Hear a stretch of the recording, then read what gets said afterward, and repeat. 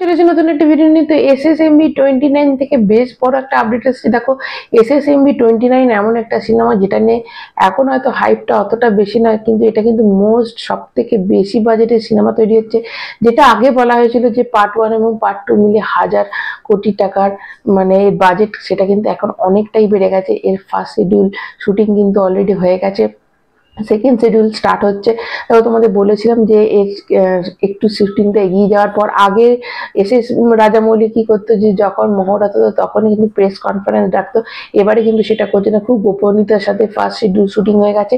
এবার একটা press conference ডাকবে, যেটাতে হয়তো সিনেমাটার নামটা রিভিল করা হবে, পোস্টার রিভিল করা হবে। তো এখন তোমরা যেগুলো দেখছো সেটা কিন্তু পুরোপুরি ফ্যান মেড। তো এবার যে খবরটা এসেছে যে এখানে পৃথ্বীরাজ সুকুমারন যে অভিনয় করার কথা ছিল, তো আগে বলা ছিল না, একটা রিউমার, কিন্তু এখন যেটা একদম অফিসিয়ালি খবর এসে গেছে পৃথ্বীরাজ সুকুমারন এতে কিন্তু অ্যাজ এ ভিলেন হিসেবে থাকছে। তাহলে কোথাও একটা মনে হচ্ছে যে সালার কিন্তু অনেকটাই পেছিয়ে গেল। দেখো, এখানে এই সিনেমাটার ফার্স্ট পার্ট আসবে 2027 সালে এবং সেকেন্ড পার্ট আসবে 2029-এ। যদিও ফার্স্ট পার্ট এবং সেকেন্ড পার্ট একসাথে এটা শুটিং করবে, কিন্তু সবটাই তো একবারে করবে না। ধরো কিছু কিছু ওরা করে রাখবে, যেগুলো যারা শুটিং সেগুলো এগিয়ে রাখবে।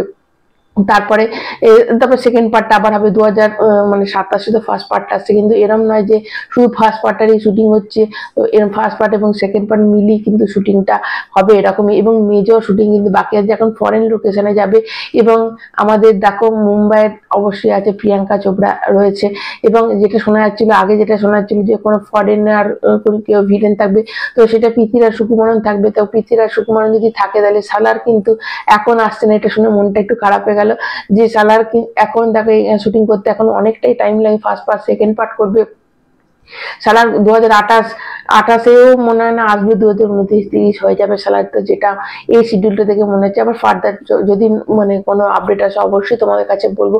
কিন্তু যেটা হচ্ছে দেখো, এটা যেটা এই যে মানে ট্রিপল আর এর সাথে যেটা হয়েছে, সেটা মনে হচ্ছে যে সেটা যেন এই এসএসএমবি 29 এর সাথে না হয়।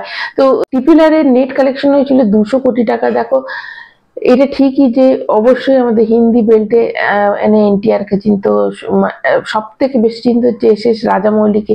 কেননা বাহুবলী যে সিনেমাটা শেষ হওয়ার পর এটা করেছিল, তো সবাই চিনতো। কিন্তু রামচরণ বা এনটিআর তখন আমাদের বলিউডের কোনো হিরো ছিল না। কিন্তু স্পিরিট দেখো, স্পিরিটে কিন্তু অবশ্যই স্পিরিটে নিয়ে হয়েছে সাইফ আলী খানকে, যে কিন্তু বলিউডের, এবং দেবারা যদি দেখো সেখানেও কিন্তু নেওয়া হয়েছিল বলিউড স্টারকে। দেখো, দুজন যারা প্যান ইন্ডিয়া সিনেমা করছে তারা কিন্তু সবসময় মানে বলিউডেরও একটা করে হিরো নেয়। যেমন ওয়ার টুতে কিন্তু ঋত্বিক রোশন রয়েছে। তো আমাদের বলিউডে একটা নিলে মানে এখানকার দর্শকরা ভাববে যে হ্যাঁ আমাদের একটা জন আছে, তাহলে চেনা পরিচয় হয়। দেখো সেক্ষেত্রে অবশ্যই এখানে যে মহেশ বাবু বিশাল বড় স্টার, কিন্তু অতটা প্যান ইন্ডিয়া কিন্তু কোনো সিনেমা করেনি এখনো অব্দি। তো এটা যদি প্যান ইন্ডিয়া হয়, কটা মানুষ বলিউডের যারা নর্মাল লোক সেটা তো অতটা ওকে চিনতে পারবে না। তো সেটা কোথাও একটা মনে হচ্ছে।